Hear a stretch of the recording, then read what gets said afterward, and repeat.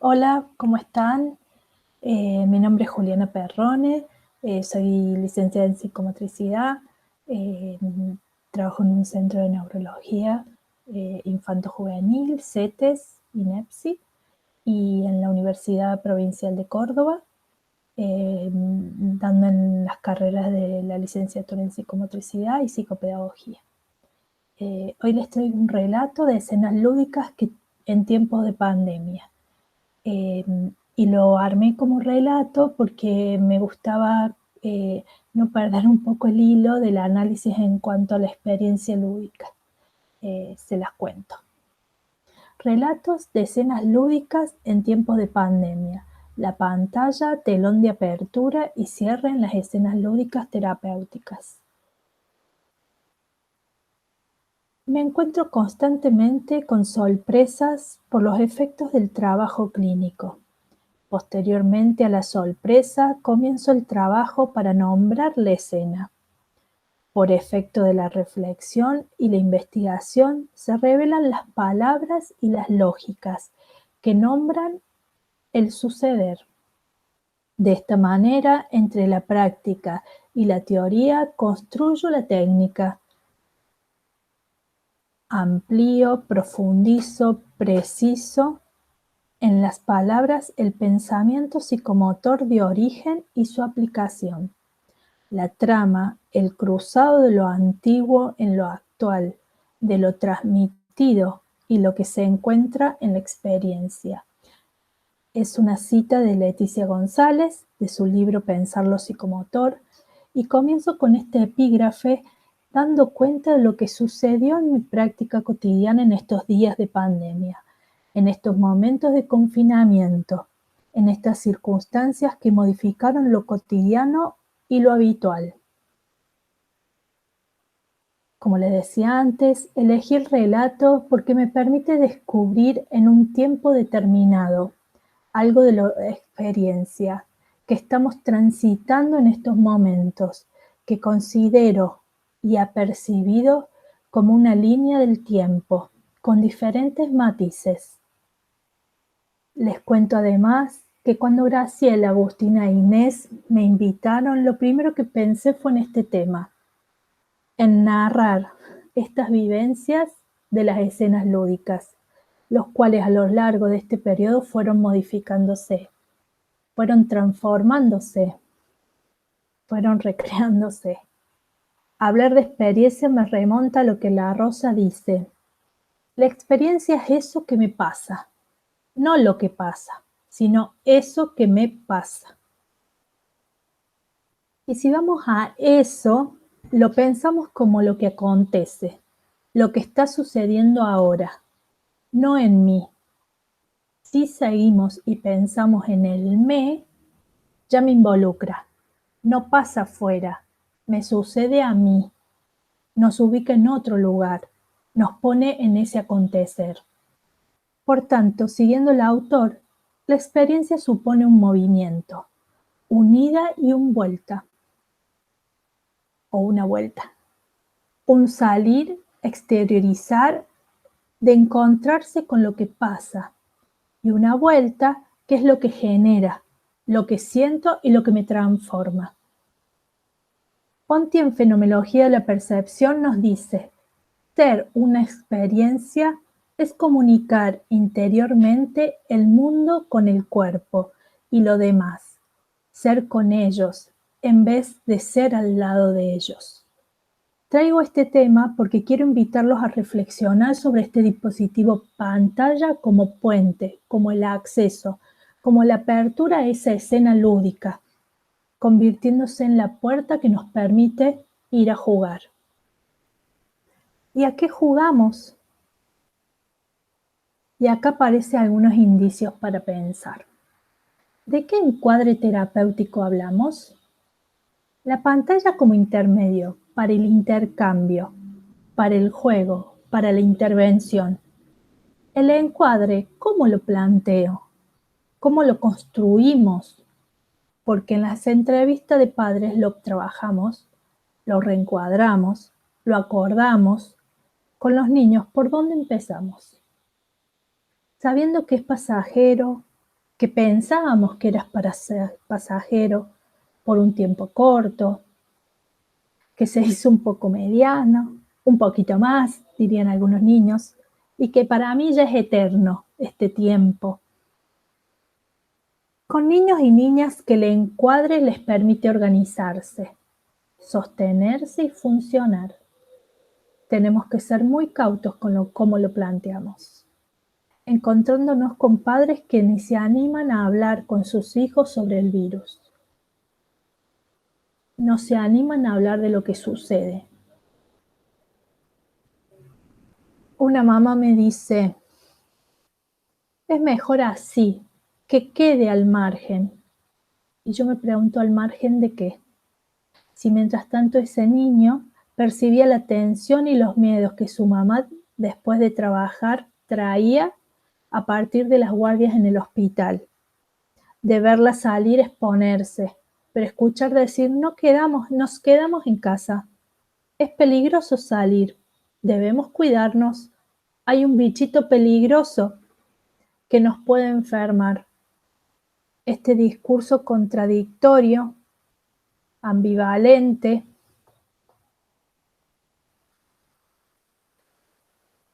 ¿qué genera en cada niño? ¿Qué genera en este niño particular al que su mamá quiere dejar al margen de lo que está sucediendo?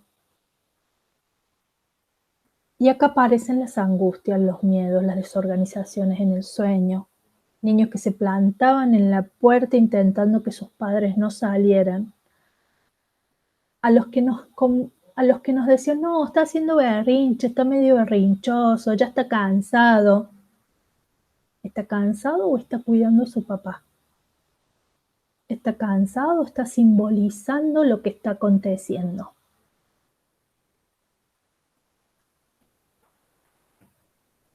Y acá vemos cuán importante es poder explicar a los niños y a niñas el contexto que transitamos, sin guardarnos información, porque eso hace síntoma.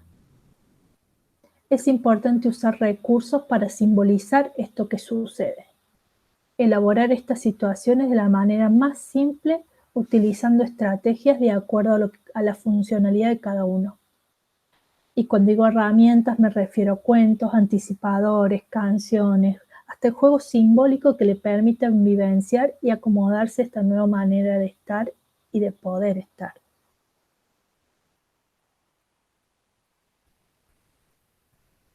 El encuadre terapéutico cumple una función fundamental, un rol fundamental que todos sabemos, pero que hoy puntualmente es necesario pensarlo y reencuadrarlo. Y cuando hablo de encuadre me refiero a esta dimensión dentro de la terapia, de la sesión, del encuentro con el niño o la niña. Dimensión conformada por diversas variables como el espacio, el tiempo, lo posible y lo no posible, lo que nos permite y lo que no nos permite, lo que nos habilita o no. Bueno, esa es mi sensación, un reencuadre que se conversa y se pone a la mesa, o que se tira en el tablero. Me pregunté y seguramente se preguntaron, ¿cómo se establecen ciertos elementos que constituyen el marco de la terapia? En las diferentes situaciones se fueron presentando similitudes, diferencias constantes de algunos elementos que fueron constituyendo este nuevo, recreado y transitorio encuadre. Me gusta esa palabra, recreado, porque me permite pensarla como producir a partir de algo ya existente. Y es así como la mayoría de los niños y niñas ya teníamos un encuadre, un dispositivo, un lugar de hacer. Frente a este cambio repentino generamos otro lugar, otras maneras, otras formas de jugar, de hacer y de estar.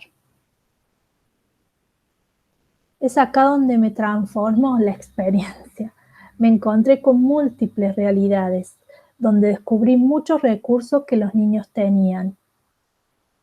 y que en lo cotidiano no aparecían, como diferentes maneras de reacomodarse o la posibilidad de adaptarse, usar un objeto nunca elegido en nuestro espacio, proponer juegos, determinar tiempos del juego, espacios y hasta límites. Estas situaciones me llevan a pensar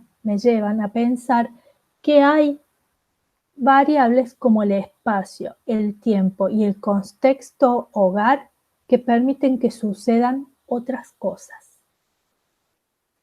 Y acá traigo un ejemplo que tiene que ver con las entrevistas de los padres. Me encontré con que haciendo las entrevistas semanales eh, era mucho más rica y mucho más la información que podíamos llevar a tener todas las semanas con estas entrevistas. En lo cotidiano, en lo pasado, eran mensuales y no encontrábamos esta riqueza de información, este poder construir con los padres de la manera que se logró ahora. También me encontré con padres que no pudieron acceder a estos espacios. Por diferentes razones, por disponibilidad, accesibilidad, estructura, por lo laboral. Ahora voy a contextualizar las escenas de los niños y niñas de las que estoy hablando, ya que esto también genera diferentes formas y posicionamiento en el dispositivo de juego. En este periodo trabajé con niños de 2 a 4 años con un abordaje a partir de sus padres como mediadores, de una manera interdisciplinar porque se trabajaba en conjunto con la fonoaudióloga de los niños y niñas.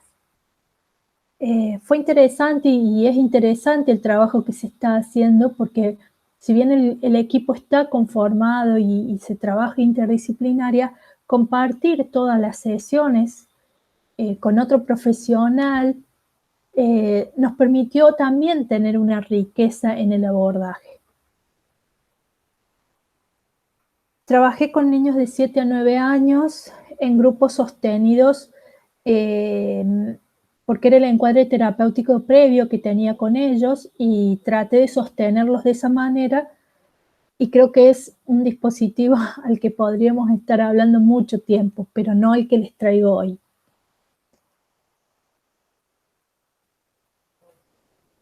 El que les traigo hoy tiene para que pensemos juntos los elementos del encuadre de intervención es a partir de escenas construidas con niños de 4 a 6 años, con dificultades en su desarrollo.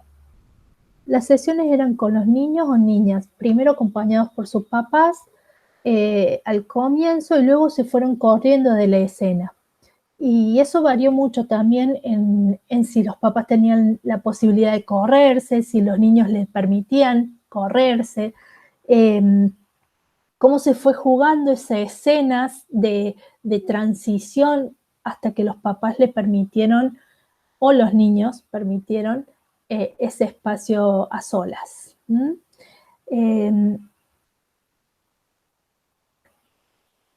Consideramos interesante permitirles ese tiempo de adaptación al nuevo formato de trabajo, no solo para el niño, sino también lo que implicó la dinámica familiar. Y hasta para mí, porque no fue fácil reacomodarnos a esta dinámica, ¿no?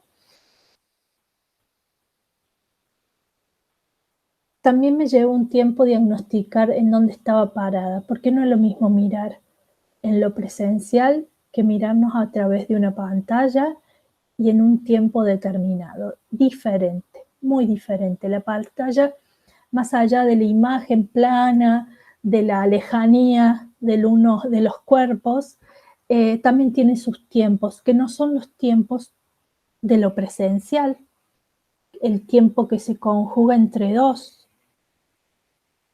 La pantalla tiene otro tiempo, que hace que sean diferentes las dinámicas, diferentes los, los momentos de respuestas de uno y del otro. Y es lo que, al menos para mí,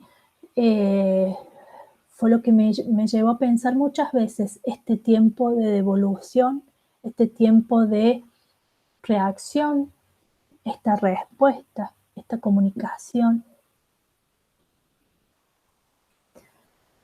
Ahora paso a contarles con qué me encontré.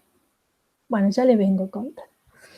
Los primeros tiempos me encontré con situaciones en que los niños y niñas esperaban una consigna, una tarea, una actividad para escribir, pintar o responder. Y me encontraba con los papás y los niños sentaditos así frente a la pantalla en esta postura.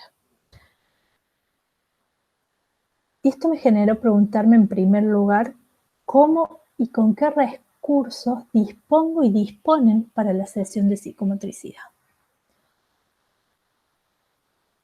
Y revisando descubrí que era lo esperado de los padres, lo construido en sesiones con otros profesionales, lo trabajado con las seños o las docentes del cole. Entonces me pregunté, ¿cuánto imaginario y real sobre el tratamiento psicomotor conocen los padres de mis pacientes? Qué difícil responder, ¿no? Difícil porque también lo pensé que en lo cotidiano, sin pandemia, también me encontré en ese lugar de explicación, de justificación, de fundamentación de nuestro quehacer. Este quehacer que muchas veces es abstracto, invalorable, no cuantificable, se pierde muchas veces en lo evolutivo, en lo que debe cumplir para la edad, en lo que se pide en el colegio, dejándose de lado este proceso de construcción del cuerpo, que constituye este sujeto, en particular que funciona en un espacio y en un tiempo, y que le permite llegar a la funcionalidad y a su autonomía. Bueno, llegó el momento de comenzar. Entonces, ¿qué se necesita para ello? Una buena pantalla, grande, chiquita, un televisor, una computadora o quizá un celular o tablet para poder movernos en el espacio. Otra situación que se puso en juego y no menor es desde qué sistema programa. Y acá aparecen las diferentes posibilidades, videollamadas del celular, que fue la más cómoda para mí, Zoom, es la que maneja mi mamá, dijo Facu, o Meet, que es la que uso en el cole, dijo la mamá de Luz, o solo llamada porque a mí no me gusta verme, dijo Lucas, o no sé, ¿por qué no vamos a tu lugar? Refiriéndose a mi consultorio, porque mamá usa el teléfono para trabajar, dijo Lía.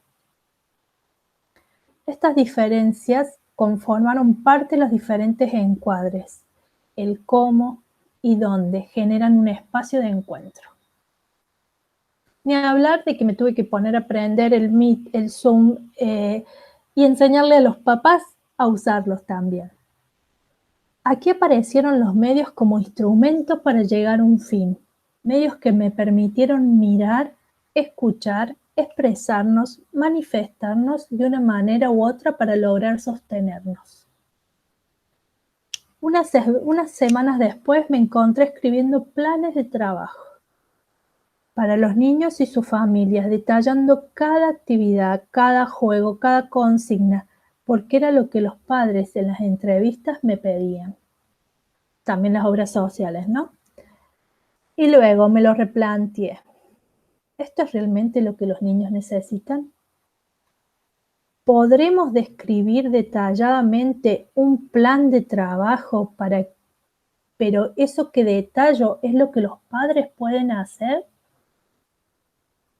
¿Es lo que deben hacer o quieren hacer? ¿De esto que describo y les planteo, pueden llevarlo a cabo?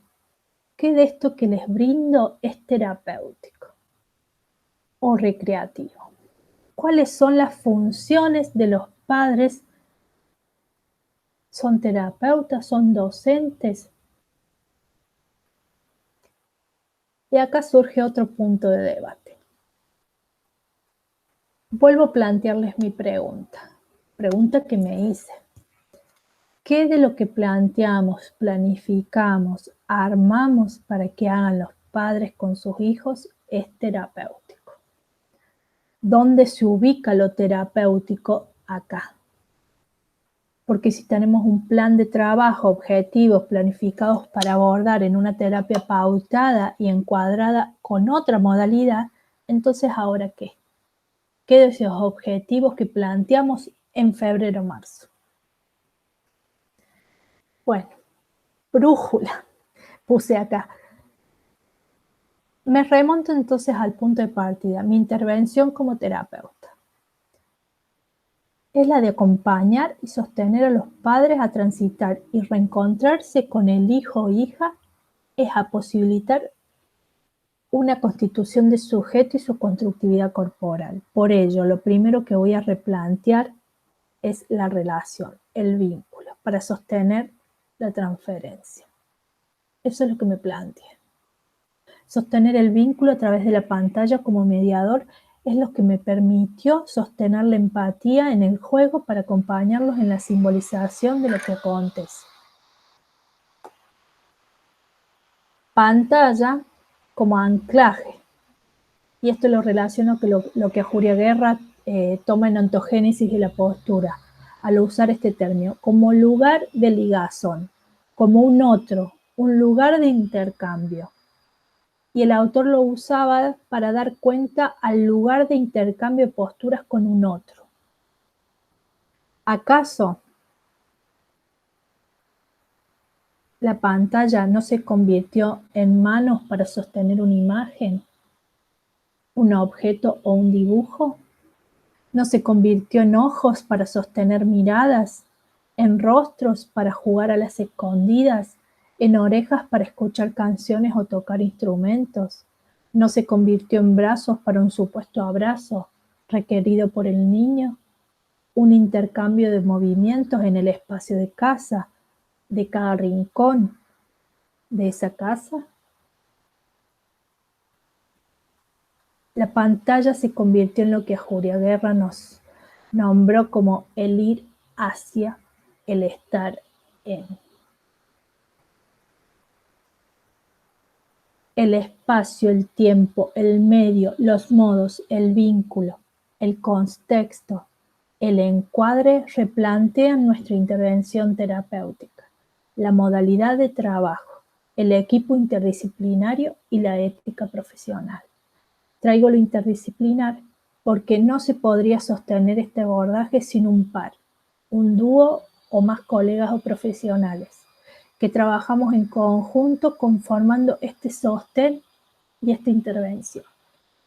Traigo lo ético porque en este periodo de crisis, de aislamiento social, se puso en juego muchos aspectos que hacen a los resguardos, posicionamientos y dilemas que rozan lo ético en nuestro ejercicio profesional. Desde los pedidos de las obras sociales, desde las autorizaciones, desde el cuánto necesita este niño la presencialidad, desde cuánto puedo abordar desde la pantalla, desde cuánto puedo en tiempos y en formas abordar y sostener a este niño. Sosteniendo los vínculos encontramos la necesidad en la mayoría de las demandas de padres y niños a hablar o poner en juego las emociones. Cómo expresarlas, cómo organizarlas, porque no cómo exteriorizarlas. Surgieron juegos de espejos, reflejos de ventanas, hasta la pantalla permitió simbolizar, en algunos casos, otros imitar gestos, caras que se convertían en reflejos de sus propias emociones. Aquí María, de 5 años, dice: juguemos a poner caras. Buenísima idea, le respondo. A ver, ¿qué caras? Y ella dice: no de triste ni contento, sino caras de quédate en casa. Imaginen mi sorpresa frente a su pedido. Le pregunté: a ver, María, ¿cómo serían las caras de quedarte en casa? Y me responde: y pensemos, a ver. Y comienza a hacer muecas con su rostro. Yo la espero. Luego grita saltando: ya sé, ya sé. y se pone ambas manos en su cabeza haciendo el símbolo de la casa. Y dice, esta es una cara de quédate en casa. Hacía. Yo comencé a imitar sus caras y me dijo, las caras de quédate en casa son distintas.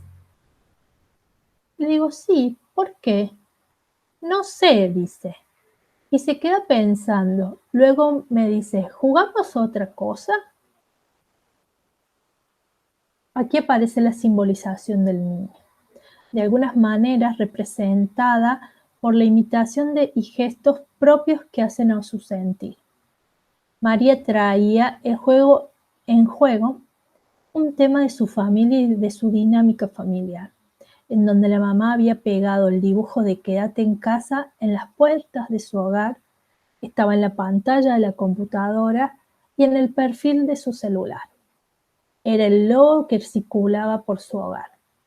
Era la imagen a procesar, a exteriorizar. María hoy, luego de varias sesiones, necesita saludarte al comienzo con una cara de quédate en casa.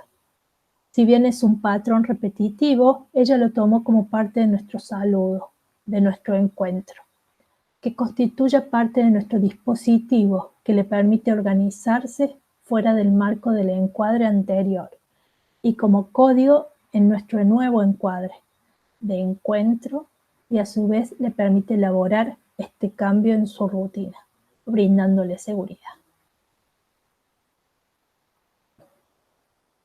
Acá yo había armado un dibujo del que me mandó su mamá, dibujando un monigote de doctora, en donde también doy cuenta de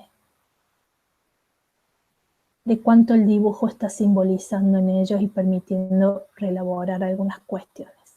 En el dibujo es una doctora, quiero ser doctora, dice, soy la doctora Felicitas.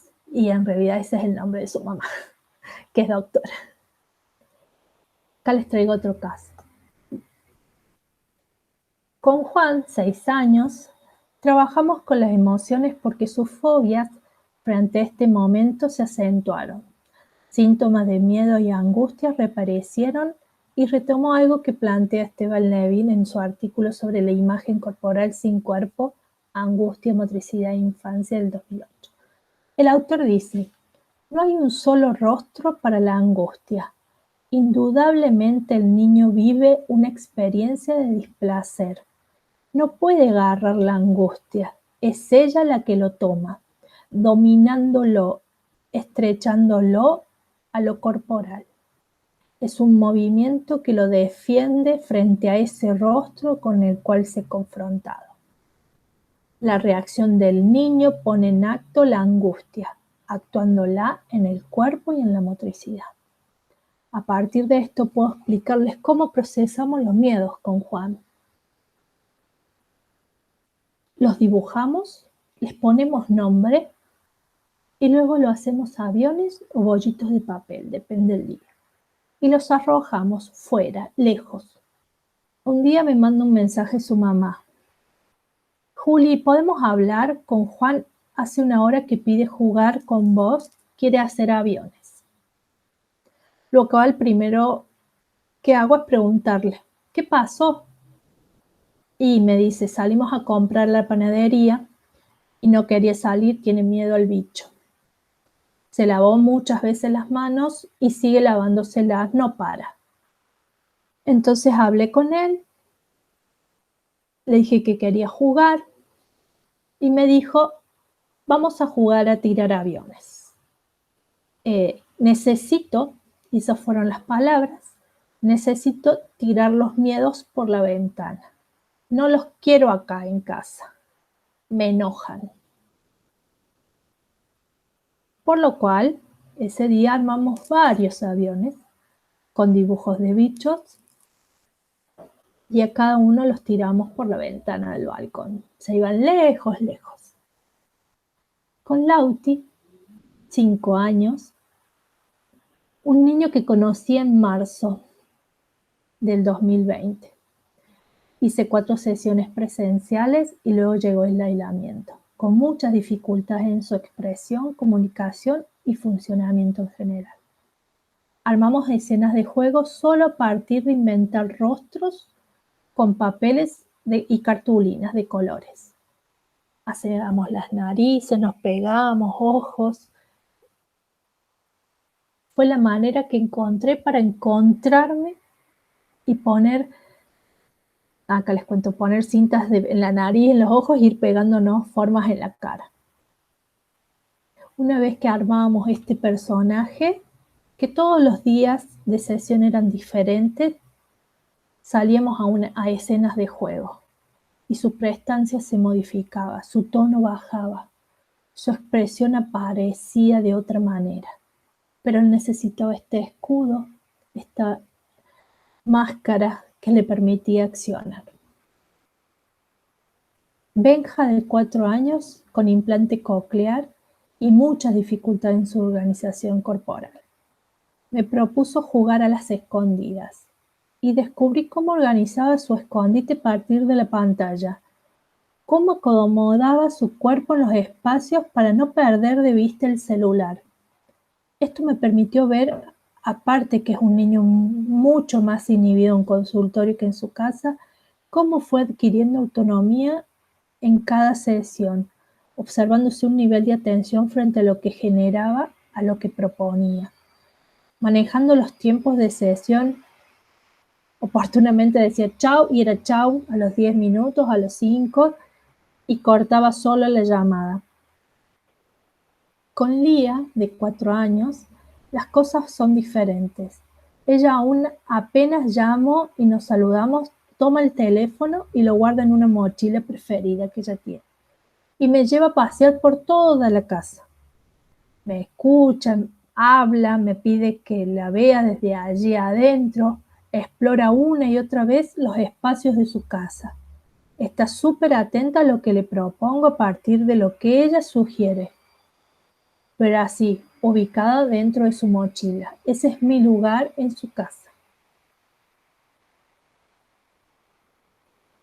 Cómo cada niño o niña nos muestra diferentes maneras de funcionar y de reelaborar sus emociones.